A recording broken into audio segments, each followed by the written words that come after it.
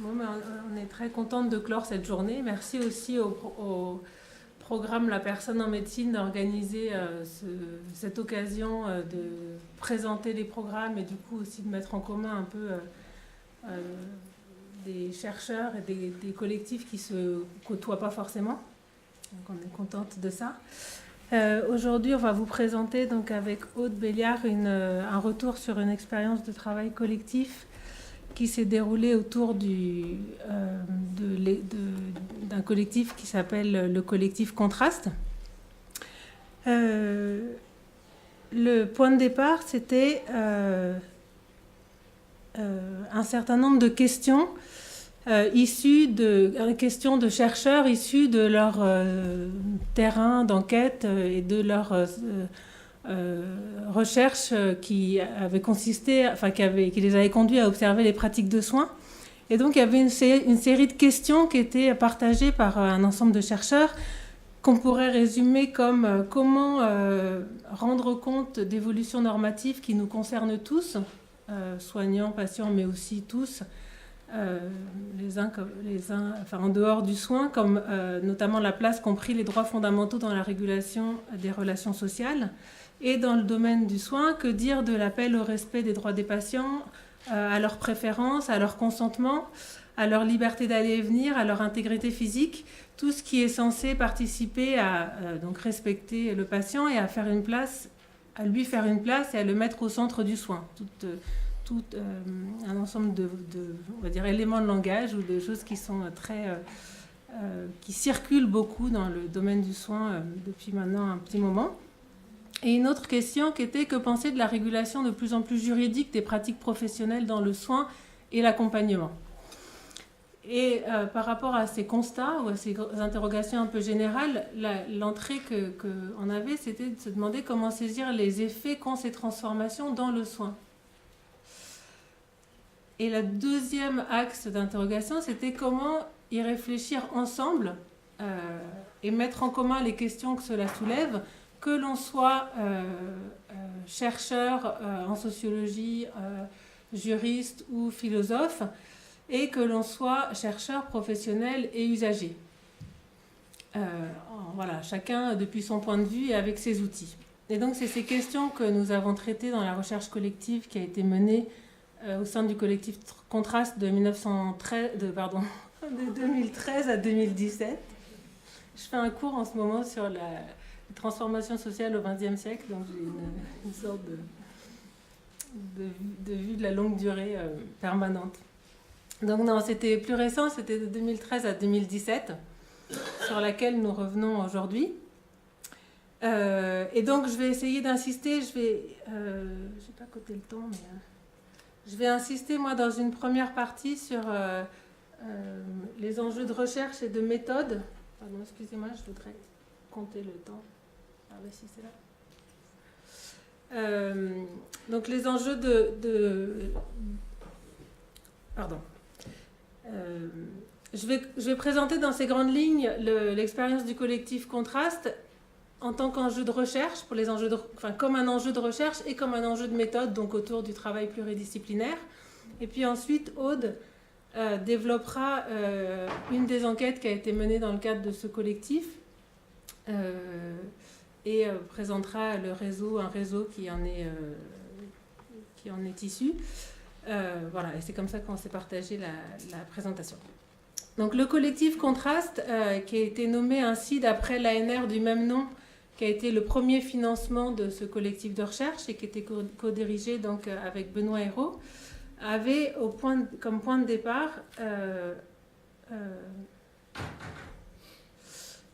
départ une interrogation sur la place de la contrainte dans le soin des personnes considérées comme vulnérables en raison d'une altération de leur capacité.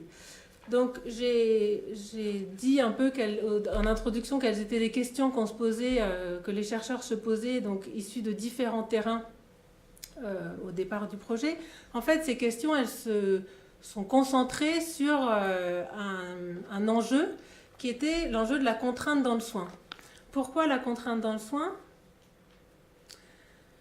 Oui. Pourquoi la contrainte dans le soin?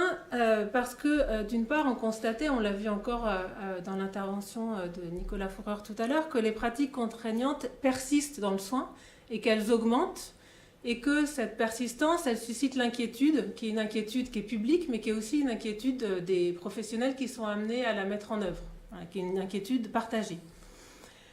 Et qu'il y a un accord sur le fait que ce serait mieux de les réduire et, si possible, de les supprimer. On faisait le constat aussi, on partageait le constat aussi que les pratiques qualifiées de contraignantes, c'est une notion polysémique, et donc ça inclut des pratiques comme l'usage de la force et la restriction du mouvement, donc l'isolement et la contention, mais ça inclut aussi des pratiques qui sont... par exemple, des menaces, l'exemple que donnait Nicolas Fourreur tout à l'heure, de prendre ses médicaments, sinon c'est le meilleur moyen de s'assurer qu'on va sortir d'hospitalisation. Bon, est-ce que c'est de la contrainte? C'est pas de la contrainte très claire. En même temps, on peut quand même considérer qu'il y a une forme de contrainte. Voilà. Et puis, il y a encore une autre forme de contrainte qui est la contrainte légale, qui a encore un autre statut, qui correspond encore à autre chose, c'est-à-dire l'hospitalisation sans consentement. Et donc, les pratiques qualifiées de contraignantes, en fait, s'étendent très largement, et que finalement, dans toute situation d'intervention où on est susceptible de soigner ou d'accompagner la personne en la forçant, se pose la question de à quel moment commence la contrainte, et quand il y en a, comment la justifier et l'assumer. L'autre constat qu'on faisait, c'est que ces pratiques, elles débordent largement le cadre de la psychiatrie. C'est-à-dire que Nicolas Fourreur a très bien parlé de la situation des personnes hospitalisées sans consentement, mais comme il l'a aussi évoqué, dans les maisons de retraite, où les personnes sont là censément de leur plein gré, se pose aussi tout un ensemble de questions liées à des pratiques qui en fait sont très similaires en termes de contraintes à ce qui se passe dans les hôpitaux psychiatriques, en termes de restriction par exemple de la liberté de mouvement. Le troisième constat qu'on faisait, c'est que ces pratiques, elles posent de plus en plus de problèmes dans un contexte qui est à la fois juridique, qui est aussi administratif en raison de toutes les réglementations dans les institutions, et éthique, qui promeut l'autonomie des personnes et qui s'appuie donc sur le principe du consentement dans la relation de soins. Et enfin, dernier constat, le fait que toutes ces pratiques de contrainte, en dehors de l'hospitalisation sans consentement, en fait, elles font l'objet d'un encadrement légal très variable et assez flou. C'est-à-dire, le principe est celui du consentement, et il y a beaucoup de situations dans lesquelles il n'est de fait pas respecté. En même temps, on ne sait pas trop ce qu'on a le droit et pas le droit de faire. Voilà, parce que finalement, tout le monde s'accorde à dire qu'il vaut mieux pas laisser sortir une personne démente, quand bien même elle devrait avoir la liberté de ses mouvements. Et quand bien même on n'a pas d'autorisation légale à l'empêcher de sortir. Voilà. Et donc c'est à partir de ça que s'est construit le projet Contraste, avec du coup, vous voyez, tout ça c'était un ensemble de questionnements qu'on a appelé la question transversale, c'est-à-dire que on avait une question et puis des chercheurs de différents domaines, à la fois de différentes disciplines, sociologues, juristes et philosophes, mais aussi travaillant dans différents champs sociaux, que ce soit celui de la psychiatrie, mais aussi celui des personnes âgées, mais aussi celui de la prise en charge du handicap, mais aussi celui des personnes atteintes de la maladie d'Alzheimer. Et j'en passe aussi, que ce soit qui travaillaient dans des institutions fermées, donc où la question de la contrainte se pose de façon massive, ou dans des services d'intervention à domicile, ou dans des services même d'intervention d'équipes mobiles qui interviennent dans la rue, où là on voit moins, enfin la contrainte est plus difficile à cerner, et où en fait c'est plus la question du consentement qui pose un enjeu. Voilà, donc en fait cette question transversale, elle était déclinée dans différents domaines. Voilà.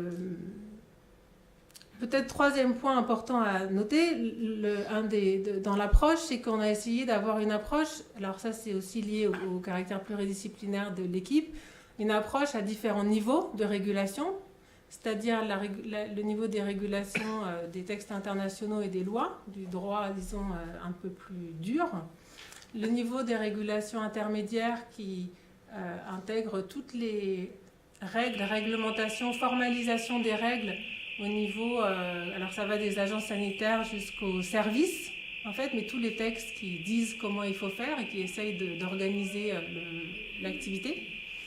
Et troisième niveau, d'aller s'intéresser à ce qu'il en est dans les pratiques de soins. Voilà, donc c'était ces trois niveaux qu'on a déclinés qui, spontanément, le juriste se situe plus entre les deux premiers niveaux.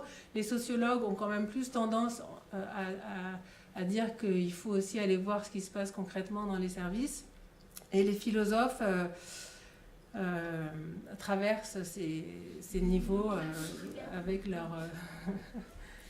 armés de leurs concepts. Voilà.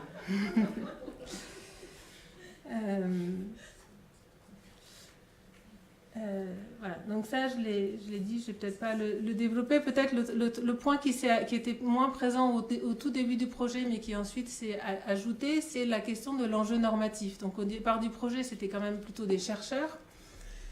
Alors les sociologues sont bien sûr les moins normatifs, mais quand même, voilà, les questions de départ étaient quand même des questions de recherche. Et petit à petit, dans le projet, la question... l'enjeu normatif, de savoir comment est-ce qu'il faut réguler la contrainte, est-ce que le consentement, est-ce que la question du droit des patients, est-ce que c'est par le droit qu'il faut l'imposer, ou est-ce que finalement ça marche pas. Bref, toutes ces questions autour de comment on fait bien ont été introduites aussi dans la discussion avec les professionnels du soin et de l'accompagnement, avec qui on a assez vite commencé à travailler, et aussi en partie avec les usagers. Donc brièvement, je vais décrire les outils qu'on a mis en place pour faire ce travail. Je vais assez vite, mais bon, on pourra revenir éventuellement dans les discussions sur ces questions méthodologiques. Les outils qui nous ont permis de faire ce travail collectif. Et bon, je ne le développerai pas là, mais je pense qu'en fait, c'est des outils qui montrent que le travail collectif en fait, est complexe à organiser, que c'est long et qu'il faut il faut multiplier en fait, les outils pour réussir à faire que se déploie un peu une réflexion où les gens discutent et réfléchissent ensemble et produisent ensemble. Donc nos outils, c'était des séminaires réguliers et des journées d'études qui en fait ont pour effet de nous faire discuter ensemble, mais aussi de fabriquer, d'élargir le réseau, c'est-à-dire d'agréger des personnes, de façon un peu, de fabriquer un espèce de collectif à géométrie variable, c'est-à-dire fabriquer un réseau de personnes intéressées aux réflexions qui étaient développées dans ce collectif et qui pouvaient venir ou suivre de plus loin. Voilà. Et du coup, ça, je pense que ça, c'est une des choses qui est aussi intéressante dans le travail pluridisciplinaire, c'est toutes les personnes que chacun draine, en fait. Voilà, les juristes, les philosophes, ils ne drainent pas les mêmes champs. Voilà. Et donc, en fait, le fait également de définir la santé mentale de façon large et de ne pas être uniquement sur la psychiatrie, mais d'intégrer aussi les réflexions en cours dans les institutions médico-sociales, dans les maisons de retraite, dans le champ du handicap, c'est pareil. En fait, c'est des personnes qui ont les mêmes genres de questions, mais pour qui ça se pose assez différemment et qui ne discutent pas forcément souvent ensemble. Voilà, donc ça, c'était une occasion importante de constituer une vraie dynamique. L'organisation de la conférence internationale en 2015, donc financée en partie par la personne en médecine, garantir les capacités civiles et juridiques des personnes en situation de vulnérabilité, qui a permis d'élargir aussi à l'international, mais aussi de mobiliser énormément de professionnels, parce que c'était une conférence qui était conçue autour d'une participation très large de personnes de la société civile, professionnels et représentants de la société civile autour de la Convention pour les droits des personnes handicapées. Autre élément, le site internet du collectif Contraste, qui a en fait été qui est maintenant au sommeil, mais qui a été un élément très important justement pour gérer cette espèce de réseau élargi de collectifs à géométrie variable. Et puis des publications individuelles et collectives, donc je ne vais pas m'étendre là-dessus, mais pour lesquelles on a eu les mêmes problèmes que ceux qui étaient évoqués tout à l'heure, c'est-à-dire que écrire à plusieurs disciplines, on ne sait pas dans quelle revue écrire, et on n'a pas du tout les mêmes codes d'écriture. Et donc, ça pose des problèmes pratiques importants, qui sont pas, voilà, qui, je pense, n'ont pas de solution économe. Voilà. Bon, je vais peut-être brièvement, ça fait un quart d'heure là. Donc juste pour l'exemple que je voulais donner avant de laisser la parole à Aude, c'était un exemple d'une journée qu'on a organisée, un exemple, on n'en a pas fait tant que ça, mais voilà, un exemple de discussion entre chercheurs et professionnels. Donc cette journée, on l'a appelée l'immobilisation dans le contexte de soins en santé mentale, pratique, justification et formalisation. C'est une journée qui a eu lieu en juin 2016. Et alors l'immobilisation dans le soin, en fait, ça n'existe pas. Enfin, c'est une notion. Enfin, ça existe. Bref, c'est pas une notion qui est très utilisée dans le soin. C'est une notion qui vient de nous. En fait, c'est nous qui avons dit. Mais en fait, ce serait intéressant de s'intéresser à toutes les pratiques qui amènent à immobiliser la personne, le patient, dans le cours du soin. Et ce serait intéressant d'y penser de façon transversale à toutes les situations particulières dans lesquelles ça se pose, qui sont effectivement extrêmement différentes. Donc on peut immobiliser un patient qui s'agite pour lui faire une prise de sang sans lui faire mal et correctement. On peut immobiliser un patient qui s'agite en psychiatrie pour qui se calme. On peut, il y a des techniques aussi d'enveloppement utilisées dans le cas de patients qui ont des troubles envahissants du développement de type autistique, qui sont en fait qu'on peut appeler immobilisation, qui sont en fait des moments où la personne est enveloppée, où elle n'est pas contentionnée, elle est enveloppée. Voilà, on peut aussi être amené à immobiliser manuellement les personnes qui s'agitent. Et donc l'idée, c'était de réfléchir c'est de dire toutes ces pratiques, alors qu'elles sont si différentes et qu'elles sont réalisées dans des contextes de soins tellement différents, toutes aujourd'hui, elles posent une question, un soupçon, on se dit mais est-ce qu'on peut bien faire ça? Est-ce que c'est bien? Est-ce que c'est pas contraignant? Est-ce que c'est contraignant mais que c'est quand même bien parce que ça lui fait du bien? Et comment est-ce qu'on peut le faire bien? Et donc l'idée c'était de créer une discussion avec des professionnels qui avaient eux-mêmes essayer de réfléchir et de formaliser leurs pratiques, d'avoir une réflexivité et une formalisation de leurs pratiques, parce que suite à un inconfort dans leur manière de faire. Voilà. Voilà. Et donc on a eu cette journée de discussion où personne ne savait. Vous voyez, c'était ça qui était intéressant dans cette journée, c'est-à-dire que tout le monde avait produit quelque chose, les professionnels aussi, ils avaient produit des grilles, voilà, ils avaient produit des outils. Et les chercheurs n'avaient pas particulièrement de résultats à apporter sur l'immobilisation. Ils avaient des données de terrain dont ils pouvaient discuter. Et donc tout le monde apportait des éléments. Et ensuite, la discussion était une discussion. Et elle a quand même donné lieu à une publication collective, vous voyez, dans le journal des psychologues. Donc en fait, une des solutions qu'on a trouvées à l'interdisciplinarité et surtout au fait d'écrire entre chercheurs académiques et professionnels, ça a été aussi d'écrire dans le journal des psychologues, sachant qu'il n'y avait pas de psychologue dans le collectif Contraste. Voilà. Et donc maintenant, je vais laisser la parole à Aude qui va présenter un des chapitres du livre qui est donc issu de ce travail du collectif Contraste et issu des différents terrains empiriques qu'on a réalisés. Voilà, et qu'on a mis là sur la table, qui vient de paraître en octobre, qui s'appelle Contrainte et consentement en santé mentale, forcer, influencer et coopérer.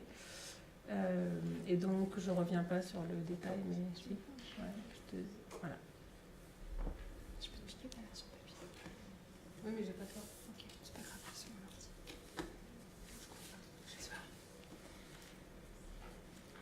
Alors, donc, la recherche que je vais présenter, effectivement, prend place dans les activités du collectif Contraste. Donc, je vais revenir sur une des enquêtes et recherches menées dans ce cadre-là. Et on a fonctionné en binôme donc, avec Alice Le Goff.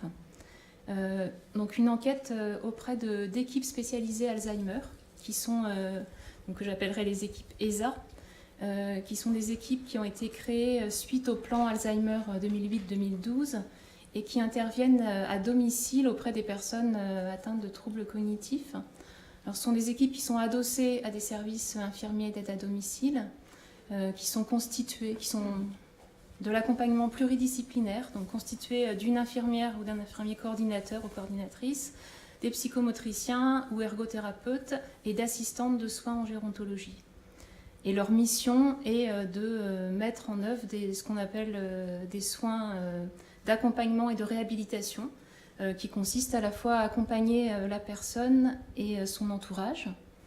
Le dispositif, donc, il a lieu sur prescription médicale et il consiste en séances à domicile une fois par semaine, habituellement pendant 12 semaines. Donc ce sont des interventions dans une temporalité limitée. Alors en général, et dans le cas des ESA auprès desquels on avait travaillé, 3 premières séances de bilan, puis des séances d'accompagnement. Donc séances de bilan fait dans le cas, dans les équipes sur lesquelles on avait travaillé, par une psychomotricienne, et ensuite des séances d'accompagnement réalisées par des assistantes de soins en gérontologie, qui sont le plus souvent des aides-soignantes ou des aides médico-psychologiques qui ont suivi une formation spécialisée pour l'accompagnement auprès de personnes ayant des troubles cognitifs. Donc on est dans un contexte d'intervention à domicile, dans les missions de ces ESA, plutôt dans l'idée auprès de personnes en début de maladie, de type maladie d'Alzheimer, dans un esprit de consolider le maintien à domicile. Et en même temps, ce dont on se rend compte dans le travail de ces équipes, c'est que l'enjeu est aussi de faire bouger certaines choses, justement pour améliorer la vie à domicile et permettre qu'elle se prolonge. Donc proposer par exemple donc de la réhabilitation cognitive, mettre en place l'intervention d'aidants professionnels comme une aide ménagère, un service infirmier ou des séances de kiné, et éventuellement faire participer la personne à des activités de remédiation cognitive, éventuellement proposer de fréquenter un accueil de jour. Donc la manière, voilà quelques éléments sur le contexte de ces équipes. La manière de travailler. Donc j'ai mis ici une enquête par observation et entretien. Donc c'est un peu plus large, c'est sur la manière d'une enquête, on va dire ethnographique, un recueil de données et de matériaux de différentes natures, donc observation de séances des professionnels auprès des personnes accompagnées, observation de réunions d'équipe, consultation des documents utilisés dans le cadre du travail, des dossiers des personnes suivies, entretien enregistré avec les professionnels.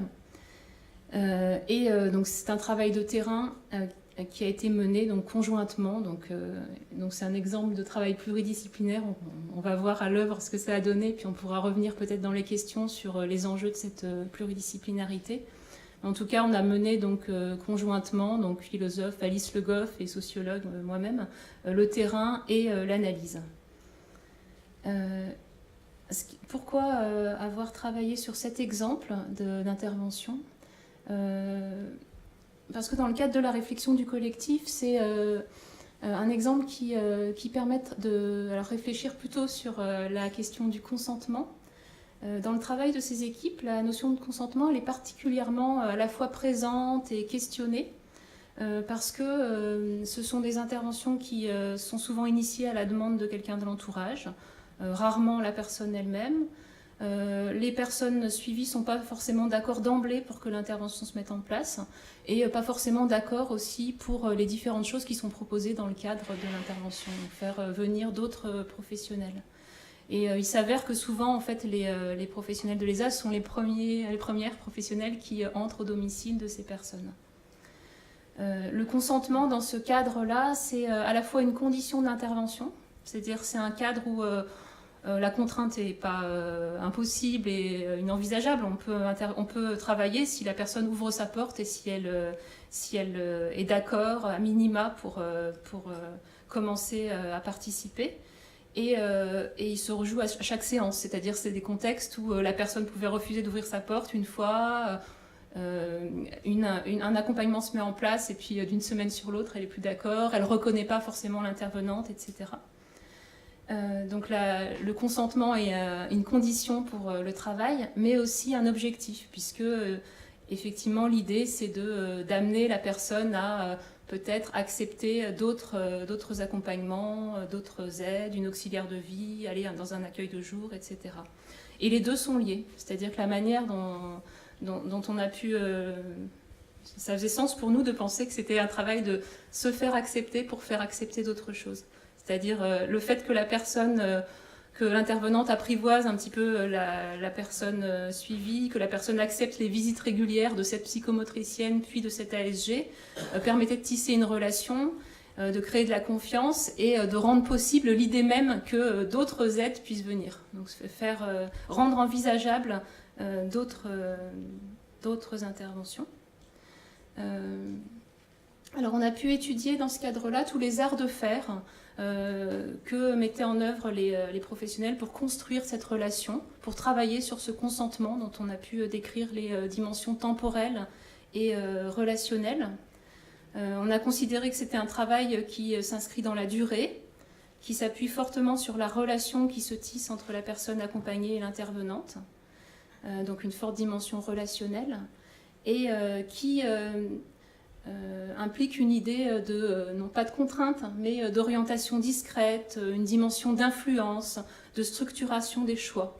Donc, je ne vais pas forcément revenir sur tous les exemples ici dans le temps limité, mais c'est vraiment un cas qui invite à ne pas dichotomiser consentement et contrainte, dans le sens où dans le travail de ces équipes, on a pu observer plutôt un travail de production du consentement, qui est un travail d'orientation du choix également.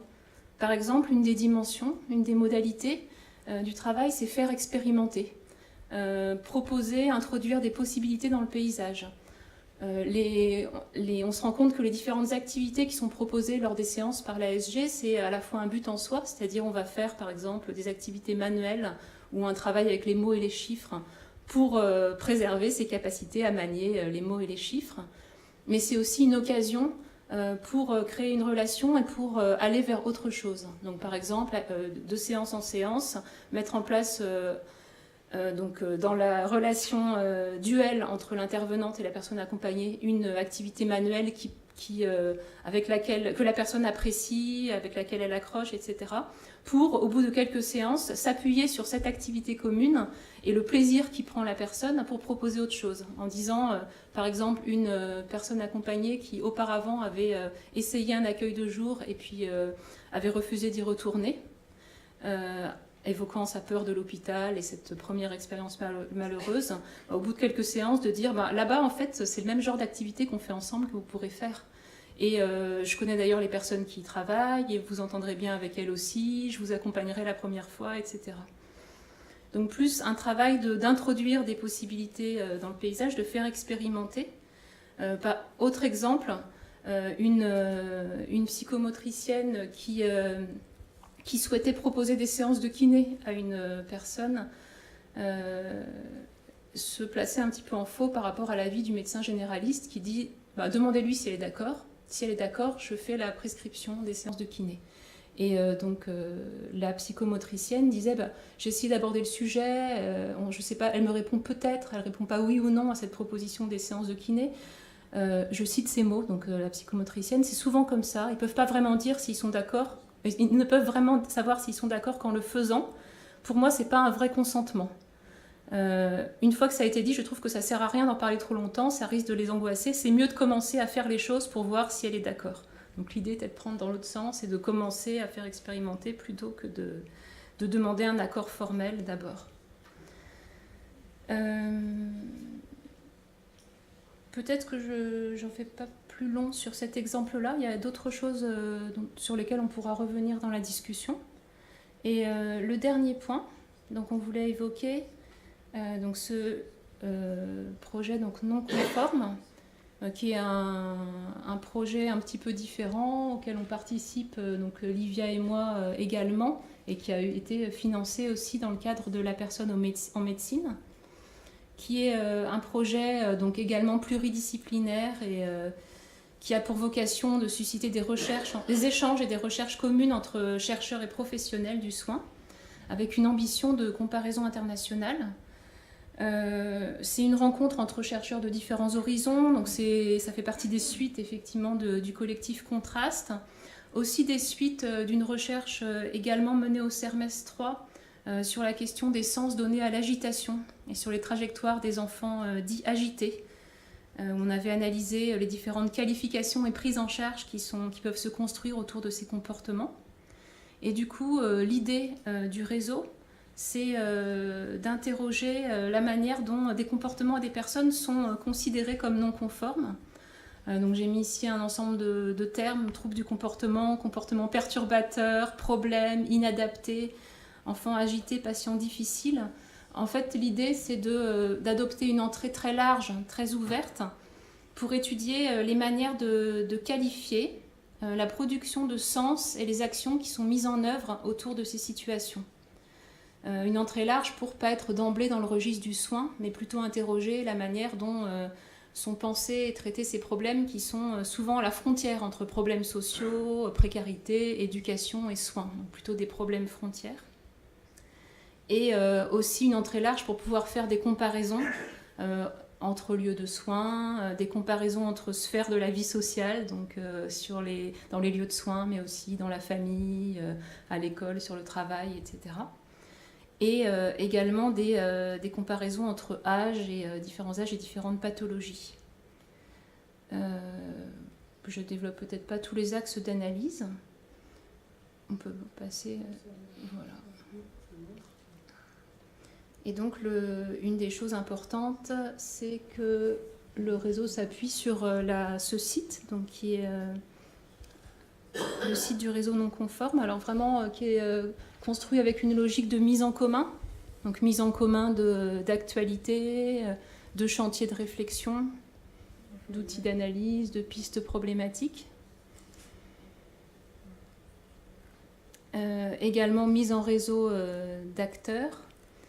Et alors là, une particularité, donc, c'est que le même site existe en 4 langues, donc français, anglais, espagnol et portugais, puisque une des ambitions du réseau, c'est de pouvoir développer des échanges et des comparaisons internationales. Pour exemple, on a des échanges en ce moment autour d'un réseau déjà constitué avec des équipes brésiliennes et chiliennes.